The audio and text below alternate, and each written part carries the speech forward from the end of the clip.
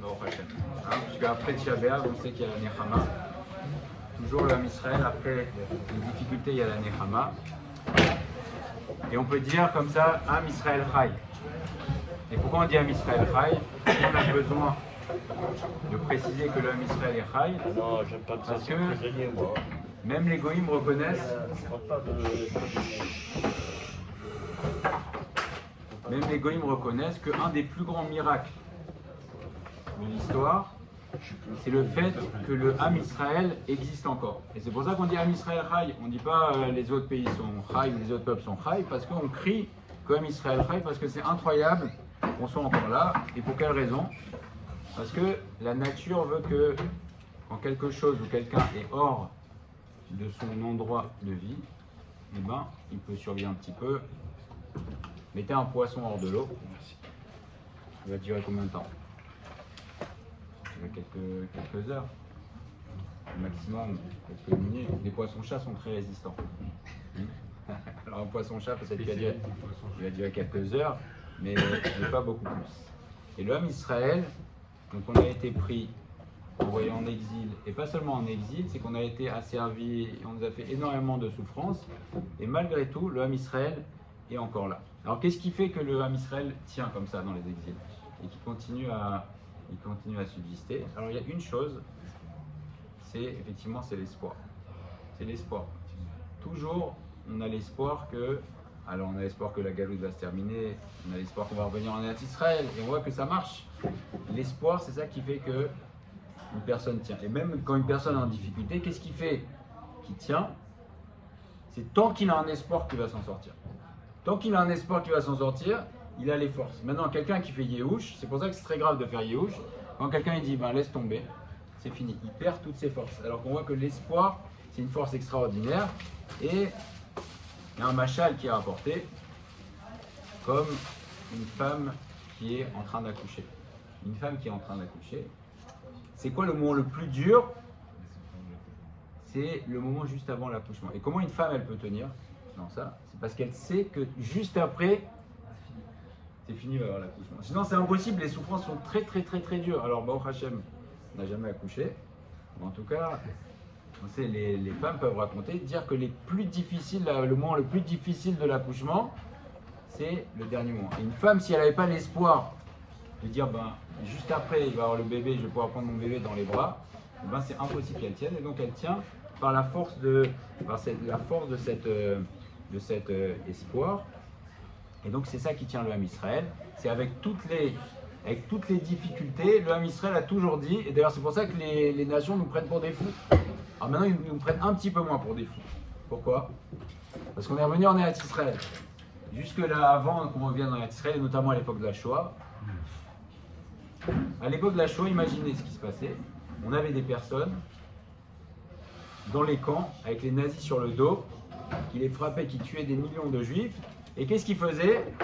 Ils faisaient le Seder. Yetziat Mitzrayim, chaque juif doit imaginer qu'il est sorti de Yetziat Mitzrayim. Maintenant, ils sont dans les camps, ils disaient qu'ils avaient une durée de vie de quelques heures. Et ils disent, l'année prochaine à Yerushalayim. Alors on voyait ça, on disait, mais ils sont complètement fous, ces juifs. Ça va pas à la tête. Comment tu peux encore respirer? Et c'est ça qui tenait. C'est parce qu'on faisait encore le CDR et parce qu'on faisait les matzot, même dans des conditions incroyables, qu'on a continué. Et c'est pour ça qu'on est revenu en Israël et les nations nous prennent pour des fous. Alors comme on disait maintenant, ils nous prennent un petit peu moins pour des fous parce qu'ils voient que la folie du Ham Israël, ça marche. C'est l'espoir. Je sais. Alors maintenant, on est revenu en Israël. Et qu'est-ce qu'on est en train de dire maintenant? On dit qu'il va y avoir encore une autre étape. Et on dit, mais arrêtez de délirer. Mais maintenant, on peut dire, regardez les amis, nous, ça faisait 2000 ans qu'on était en exil et vous nous tapiez sur la tête. Et on disait qu'on va récupérer Israël et on va revenir en Israël et vous nous disiez qu'on est des fous. Alors, on voit qu'on n'est pas des fous. Et là encore, ce qui nous tient encore maintenant, quand on voit même si c'est une période qui n'est pas facile, on dit non, on a espoir qu'il va y aura la Yeshua, il y aura le Mashiach. Et qu'est-ce qui va se passer quand on va voir enfin le Mashiach Bimea B'Yaminu? C'est le fameux Tehillim 126 de David Ameller qui dit les Shuv Hashem et Shivat Tzion. Alors, quand Akadosh Baruch Hu reviendra à Tzion, c'est le Beth Hamikdash, Aïnu Kecholmim, on sera comme des rêveurs, Qu'est-ce que ça signifie? Aïnou, alors ceux qui sont bons en Aïnou, Kecholmim. On était, maintenant c'est vrai. On était comme des rêveurs. Qu'est-ce que ça veut dire? Alors maintenant on est comme des rêveurs.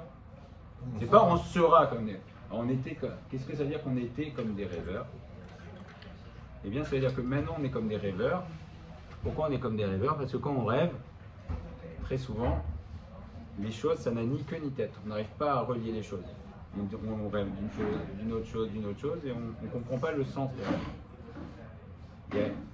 Donc, Aïnou Kecholmim, quand il va avoir le Mashiach, on va se rendre compte qu'aujourd'hui, on est comme des rêveurs. C'est-à-dire qu'on n'arrive pas à comprendre le lien entre les choses. Il y a plein d'événements qui se passent. Alors, certains arrivent à, ou en tout cas, essayent de tout relier à ça, mais la réalité, c'est qu'on ne comprend pas tout ce qui se passe. Et à la venue du Mashiach, on va ouvrir les yeux et on va dire Aïnou Kecholmim, on était comme des rêveurs, on n'arrivait pas à comprendre le lien entre les choses. Et maintenant on comprend. Et là, à ce moment-là, Az Yemale Srokpinu. Ah, Az. Alors. Ça, c'est une phrase que j'arrête pas d'entendre d'un copain, d'un cousin Breslev, qui est très, pas Breslev, mais qui est très proche d'Abraham Zaktoun. C'est un rap Breslev à Yerushalayim, qui fédère énormément de gens autour de lui. Et sa phrase fétiche que mon cousin n'arrête pas de me donner sur les groupes, c'est Azimales Rokpin. C'est la phrase, et j'aimerais peut-être avoir une explication, peut-être qui soit un peu mystique, parce que, non, pour le coup, c'est vrai que ce rap, c'est la phrase qu'il a dit. Parce que Moïse nous explique comme ça, quand à la fin des temps, on saura vraiment ce que Hachem attendait de nous, Srokpinu.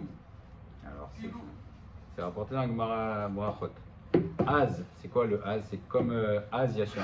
C'est Az, alors, Imale Srokpinu. Là maintenant on repasse au futur. C'est que la Gemara dit, c'est Rabbi Yochanan qui dit au nom de Rabbi Shimon Bar Yochai, que c'est Assour, la dame, les Malé Srokpiv, Baolamazé. Dans notre monde, c'est assourd d'exploser de joie complètement. On doit avoir une joie qui reste toujours contenue parce que on ne prend pas conscience, on ne peut pas encore tout comprendre. Quand est-ce que la personne peut complètement exulter? C'est quand il comprend enfin. Parce qu'on dit, il n'y a pas de plus grande joie, mais il y a Sarat Safek. C'est quoi la plus grande joie qu'on peut donner à une personne? C'est quand on lui enlève un doute. C'est une joie extrême. Tu as une question qui te taraude, on te donne la réponse, c'est la simra. Et c'est ça le Azimales Rokpinu, c'est que alors, quand on va tout comprendre, alors notre bouche pourra enfin se remplir de joie, ce qui n'est pas le cas aujourd'hui, où le shoné norina et nos langues de chansons, et Az Yomru Bagoïm, qui diront, c'est pas nous qui dirons, nous on ne dira pas, ce sont les Goïm qui diront, Igdil Hashem la Asot Imele. Incroyable, Hashem, il a fait des choses extraordinaires avec cela. Donc ils reconnaîtront, et nous après on dira. Mais qui est-ce qui va dire en premier? Qui va reconnaître que Hashem il a fait des grands choses avec l'homme Israël? Ce sont les Goïm. Ils vont être impressionnés, hein, monsieur Cohen? Ah oui. Les Goïm, monsieur Cohen. Mais il y a marqué. Ils vont monter vers Jérusalem et ils vont dire montons vers Jérusalem, c'est là qu'il y a le truc. Exactement. C'est marqué dans les prophéties. Okay. Et donc quand le Mashiach va venir, ça s'appellera Yemot HaMashiach. Qu'est-ce qui va se passer? L'essentiel de Yemot HaMashiach, c'est Yussar Hara. Il n'y aura plus le mal, et le mal va disparaître du monde, et il y aura deux types de shefa, deux types d'abondance. Il y aura shefa rouchani, il y aura une abondance spirituelle extraordinaire, mais il y aura aussi un shefa gashmi, une abondance matérielle, comme dit le Rambam, le Yichot Melachim, ou Boto Azman, quand viendra le Mashiach, lo yelorav, il n'y aura plus de famine, velo milchama, plus de guerre, lokina. Qu'est-ce qui fait aujourd'hui tous les problèmes? Que ce soit entre les pays ou entre les hommes, l'essentiel des problèmes entre les gens, c'est la kina, la jalousie. Ah, lui il a ça, moi je veux ça, et pourquoi il a ça, et pourquoi j'ai ça, et... Lokina, velo tacharu. Le Rambam dit qu'il n'y aura plus de concurrence aussi. Donc tout ça, c'est l'effet du Yetzer Hara. Shatova tiye mushpa'at arbe, il y aura une bonté extraordinaire, et tout sera disponible, ka'afar, et que fera tout le monde alors? Là, même les goïms, nous dit le Rambam, donc c'est une halakha, velo yé esekol haolam, et là la date est Hashem bilbad. Tout le monde ne s'occupera que d'une seule chose, c'est de connaître Akadosh Baruch Hu. Maintenant ces choses-là sont très cachées. Le Rambam, tout le monde nous dit, vechol elu advarim vekayotse baen, Lo yada adam echiyu hachiyu. Personne ne peut comprendre exactement comment seront ces choses-là jusqu'à ce qu'elles arrivent. Donc on va en parler un petit peu parce que ça fait plaisir, ça nous donne des perspectives. On a dit que ce qui donne l'espoir d'avancer, c'est le... Pardon, ce qui donne la force d'avancer, c'est l'espoir. Alors la question est posée, Miou Mashiach, qui est le Mashiach? Vous savez qui est le Mashiach? On ne sait pas si c'est un Lubavitch, un Haredi, un truc. Ce que je peux vous dire, monsieur Cohen, c'est que c'est injuste. C'est un but. Allez, Bernard, Ah. Allez, on met un avis. Un converti ou un réel? Je sais pas. Alors, c'est pas On met un avis. Le Navi Yeshaya nous dit comme ça. En tout cas, il y aura des signes. On a déjà dit les signes du Rambam, mais là, c'est marqué dans le prophète Yeshaya. Sortira du Geza Ishai, donc de la famille de Ishai, donc de David Améler. Et Akadosh Baruch Hu Venatan Alav Ruach Hashem, il donnera sur lui un Ruach Hashem, Ruach Chorma, un souffle de Chorma, ou Bina et de compréhension, Ruach Etza Uvura, de conseil et de puissance, Ruach Da'at, de connaissance, Veirat Hashem, et de crainte d'Hashem. Et comment il va sentir les choses? Veirat Hashem. Il sentira par la crainte d'Akadosh Baruch Hu, et il pourra juger, non pas selon ce qu'il voit, mais il jugera de l'intérieur, c'est-à-dire pas selon ce qu'il voit, et non selon ce qu'il écoute. Et Shafat Betzedek Dalim, il jugera les pauvres dans la justice. Veochiar Benishor Le'anzaret, Veika Eretz Beshevet Piv, et il frappera par sa bouche. Ouvroir Sefatav Yamit Racha, par la puissance de sa bouche. Ça vous fait trop plaisir. Non, il y a un truc que je vais vous dire parce que c'est trop marrant. Veillez, Veillat Tzedek, Ezor Motnav, Veimuna, voilà, c'est ce que dit, c'est le prophète Yeshaya. Veimuna, Ezor Chalatzav, donc ça sera les caractéristiques du Mashiach. Maintenant, où est ce Orosh el Mashiach? Vous savez ce qu'on chante, la fameuse chanson Amou Avotenu, Besha, Shemeler, Hamashiach Ba. Omed al Gag Betamidash. Allez, on y va. Besha, Shemeler, Hamashiach Ba. Besha, Shemeler, Hamashiach Ba.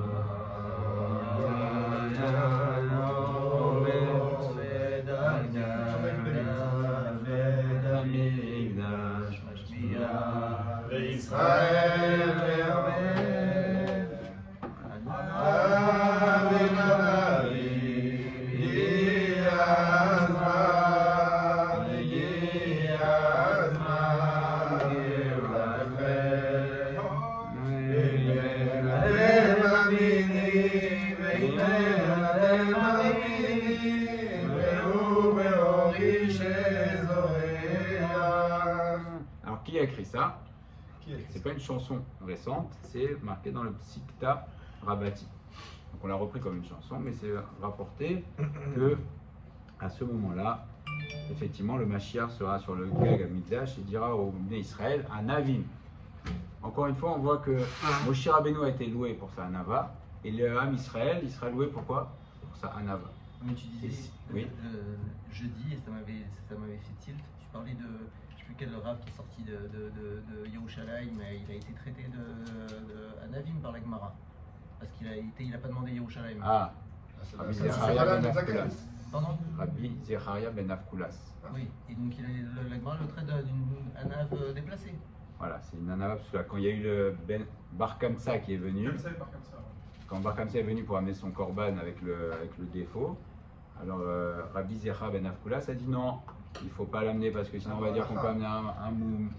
Et donc on dit à cause de la Anava de Rabbi Zecha ben Avkulas, et là les Mefarshim disent qu'il y a une bonne Anava, il y a une Anava psoula. Et comment on peut savoir, par exemple dans Anavim, si on s'adresse à des gens, parce que là c'est des gens qui ne voient pas la lumière. Alors là on voit que c'est après la venue Mashiach, et donc le Mashiach lui-même félicitera le Ham Israël sur la Anava. Et si vous voyez Rashi, quand on dit que Vaïsh Moshe Anav Mikol Adam, qu'est-ce qui a marqué en dessous? C'est quoi un Anav? Savlan. Patient. Savlan. Et là on comprend Moshe Rabbeinu, Anav était patient avec l'homme Israël. Le Ham Israël, Anavim, Savlanim, combien de temps on a attendu? Mashiach il va dire Anavim, Savlan, vous avez attendu. Et Savlan ça vient du Lachon Sovel. Ce qu'on dit un homme qui est patient, d'ailleurs même en français, patient c'est de la racine en grec. Pathos, c'est la souffrance. Donc patient, même en français, ça veut dire quelqu'un qui sait supporter. Et donc l'homme Israël, il a supporté, et il sera loué l'homme Israël sur un avim. Regardez comme vous avez été patient. Alors, parce que les Israël, ils vont même pas croire, parce que c'est tellement, il y a une attente tellement incroyable de dire, ah, mais si vous croyez pas, voilà. Si vous ne croyez pas, c'est tellement incroyable, regardez, oui. Est-ce qu'on sait le Mashiach, est-ce qu'il sera jeune ou vieux ou jeune homme? 43. Non, on ne sait pas. On ne sait pas. On ne sait pas, mais en tout cas, où est aujourd'hui le Orosh et Mashiach? Parce que le Mashiach lui-même dit, si vous ne croyez pas, regardez ma lumière qui a commencé à briller. Et aujourd'hui, le Orosh et Mashiach est Tachat Kisei Kavod. Et sous le trône d'Akadosh Baruch Hu, et le Satan dit à Akadosh Baruch Hu, Ribono Shel Olam. C'est quoi cette lumière que tu as cachée sous ton Kisei Kavod? Et c'est pour qui? Et Akadosh Baruch Hu lui dit, pour le Mashiach. Et le Mashiach, tu sais ce qu'il va te faire, le Satan? Il va te renvoyer, il va te faire honte, mais Bochet Pani, il va te faire une grande honte. Et le Satan dit, s'il te plaît, montre-le-moi. Et Akadosh Baruch Hu, c'est le Midrash qui rapporte, il dit, viens, je vais te le montrer. Et quand le Satan voit la lumière du Mashiach, alors il tremble et il tombe sur son visage. Et il dit, ah, c'est sûr que ça, c'est le Mashiach qui va me faire tomber moi et mes princes, et qui va nous envoyer dans le Gehinam. Et donc là, toutes les idolâtries tremblent et elles disent, Ribono Shel Olam, qui est celui-ci devant qui on va tomber? C'est quoi son nom? Mativo. Alors Akadosh Baruch Hu lui dit, son nom c'est incroyable, il dit Ephraim. Mashiach sera pas Ephraim? C'est un des noms. Ephraim Mashiach Tzidki Shmo. Dans le Midrash, c'est marqué qui s'appelle Ephraim, qui Sheu Yagbia Komat Anshe Doro, qui élèvera le niveau des personnes de sa génération, ou Meir Ene Israël, qui éclaire les yeux du Ham Israël, ou Moshia Amo, et qui sauve son peuple. Ve'en kol uma velashon yecholim la'amod befanav. Personne ne pourra tenir devant lui. Ve'chol oivav ve'tzarav nivalim vochim ivanav. Et tous ses ennemis vont trembler et se sauveront devant lui. Alors que va faire le Mashiach? On va voir un petit peu ce qu'il va faire. Kibbutz Galouyot. On va voir comment ça va se dérouler un petit peu, même si ce sont des choses cachées, mais on a beaucoup de midrashim qui en parlent. Kibbutz, oui. Par le Machar Ben David. Machar Ben David. Machar Ben David, effectivement. Kacher Yavoa Mashiach. Akadosh Baruch Hu va regrouper tous les juifs qui se trouvent dans toutes les terres, dans toutes les galouillottes. Il les amènera en Eretz Israël, puisque c'est rapporté dans Dvarim. Les Shav Hashem Elokecha et Shevutecha, Ve'echamcha. Akadosh Baruch Hu amènera tous tes prisonniers. Dit Rabbi Yehuda Bar Simon, eh bien, encore une fois, on voit que les Umot Haolam vont jouer un rôle principal. C'est-à-dire que la plus grande reconnaissance, ça ne vient pas du Ham Israël. La plus grande reconnaissance, en général, ça vient des ennemis. On dit quand une personne trouve grâce, alors même aux yeux de ses ennemis, elle trouve grâce. Qu'est-ce qu'on s'en fiche qu'elle trouve grâce aux yeux de ses ennemis? Non, c'est très important. Parce que la reconnaissance même des Umot Haolam, de ceux qui ont voulu dire non, le Ham Israël n'est pas le peuple élu, non, il n'y aura pas le Mashiach, non, vous ne reviendrez pas en Eretz Israël, la plus grande reconnaissance, c'est ça, c'est dire ah ben voilà, vous aviez raison. Ils vont les ramener sur leur dos. Voilà. Alors que vont faire les Umot Haolam? Ils vont amener des cadeaux au Melech HaMashiach, et le Melech HaMashiach, que va demander le Melech HaMashiach? Il leur dira, Yesh Benechem Yehudim, est-ce que vous avez parmi vous des Juifs que vous avez à rapporter de la Galoute? Alors les Umot Haolam, les Goïms vont rapporter des Juifs, des Galouillottes, et ils les amèneront avec un grand kavod, et chacun selon son kavod, et les personnes âgées seront amenées sur des coussins de soie. Donc les Goïms vont donner un très grand kavod au Ham Israël. Et comment ça va se passer? Ce sera de manière surnaturelle et sans aucune difficulté. Ce ne sera pas en avion ou... Non. Peut-être qu'il y aura des avions. Peut-être que ce sera gratuit. Ça pourrait être naturel. Business class. Là, on est voilà. Ce sera business class gratuit. C'est surnaturel, ça existe pas. Hein? Ok. Alors le Midrash dit, il y a une partie du Ham Israël. Alors il y aura une partie qui viendra en business class gratuit. C'est bon. Et il y a une partie qui viendront des galoutes, de la galoute. Akadosh Baruch Hu va les amener en Eretz Israël. Mechilot Badama. Il y aura des tunnels qui seront sous la terre. Et eux, ils viendront jusqu'à ce qu'ils arrivent sous le Har HaZeitim, à Yerushalayim. Et Akadosh Baruch Hu se tient sur le Har HaZeitim. Moi, je préfère comme ça, en business club. Et Akadosh Baruch Hu se tient au-dessus et il ouvre le Har HaZeitim.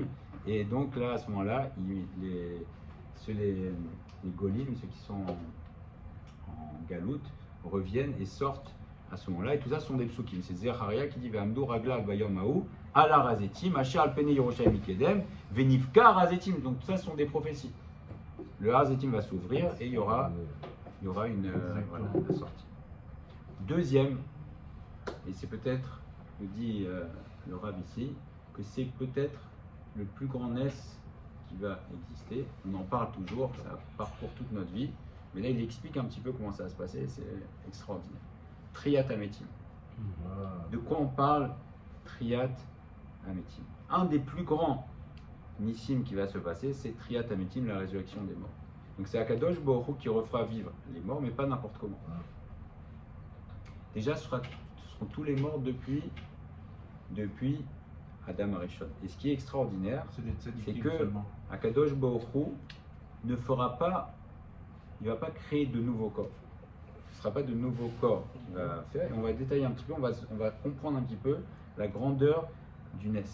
Akadosh Baruch Hu va refaire vivre le même corps qui est déjà, alors déjà c'est un corps qui est devenu de la poussière, n'est-ce pas? Ok.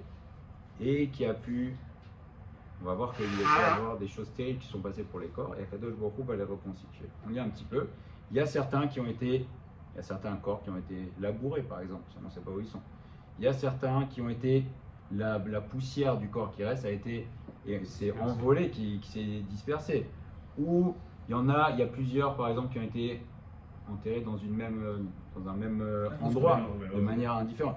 Damim bedamim, les sangs ont pu se mélanger, si plusieurs ont été tués par exemple dans une guerre en même temps. Et certains ont même été mangés par des oiseaux, par des poissons, par des animaux. Il y a pu avoir énormément de choses. Et maintenant, qui peut prendre? Et là, c'est là le Nes extraordinaire. C'est pas une reconstitution globale. C'est chaque petit morceau, chaque plus petit morceau va être reconstitué. Et Akadosh Baruch Hu va prendre.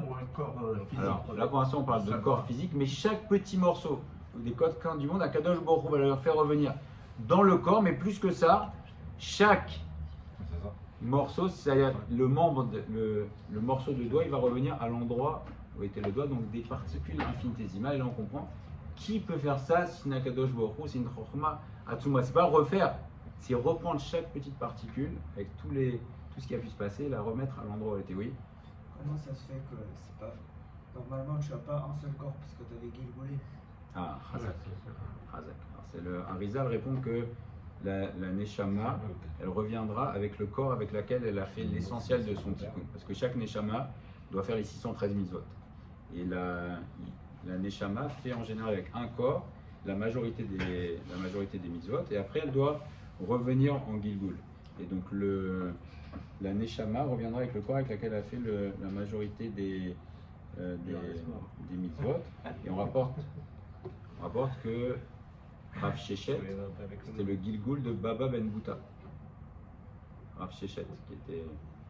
Alors, il y a des preuves, le Harizal apporte des preuves, dit que Rav Shechet était non-voyant et Baba Ben Bouta a été aveuglé par Hérode. N'est-ce pas, ça rapporte dans Maseret Baba Batra.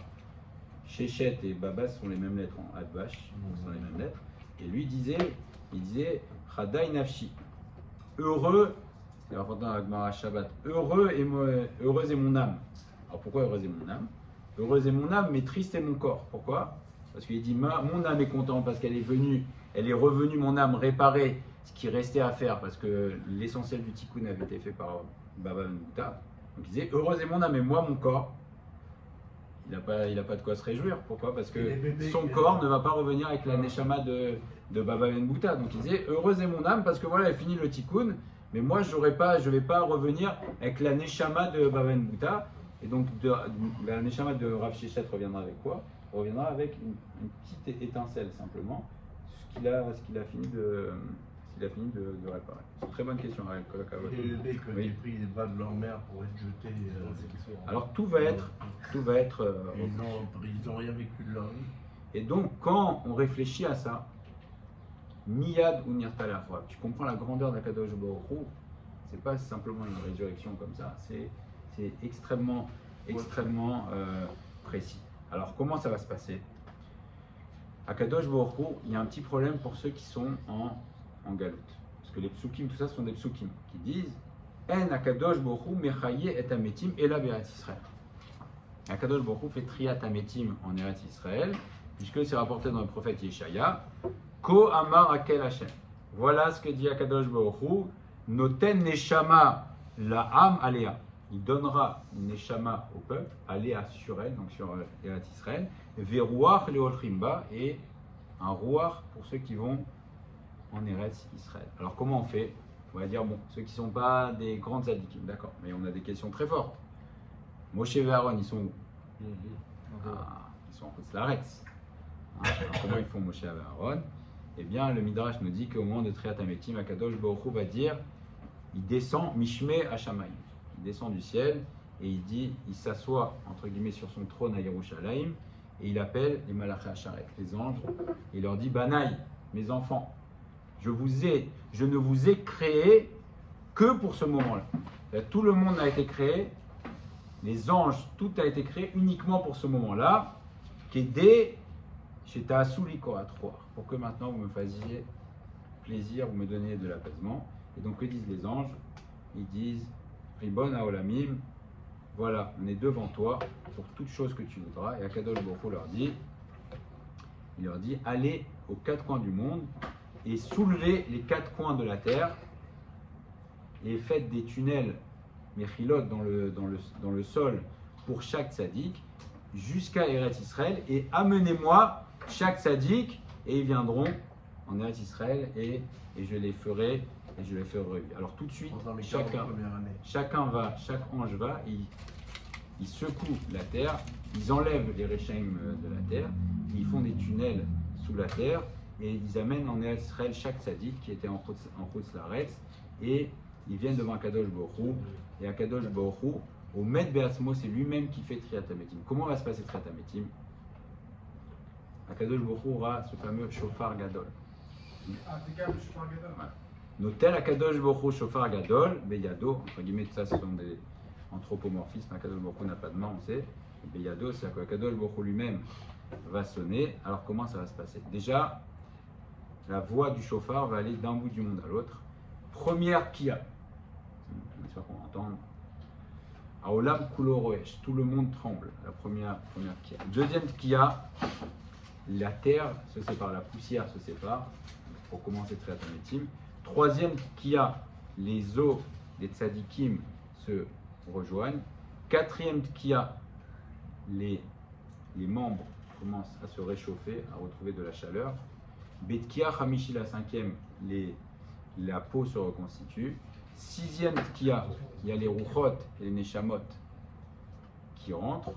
Septième Tkia, ils revivent et ils se tiennent sur leurs pieds avec leurs habits. Et les tzadikim, Yakum et Kamal et Vushim, et les tzadikim en plus seront habillés avec des habits dont l'odeur, la bonne odeur, ira d'un bout du monde à l'autre comme l'odeur du Gan Eden. Donc ça c'est Triat Hametim. Même ils vont prier pour Comment? le restant du peuple juif pour qu'il y ait Triat Hametim pour tout le monde.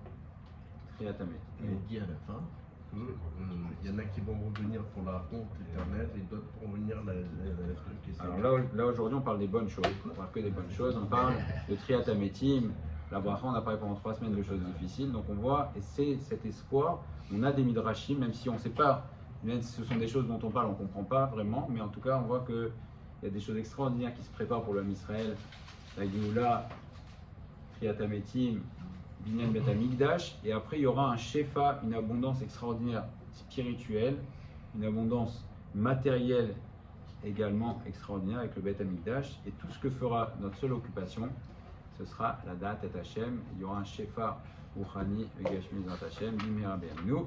Amen. Amen.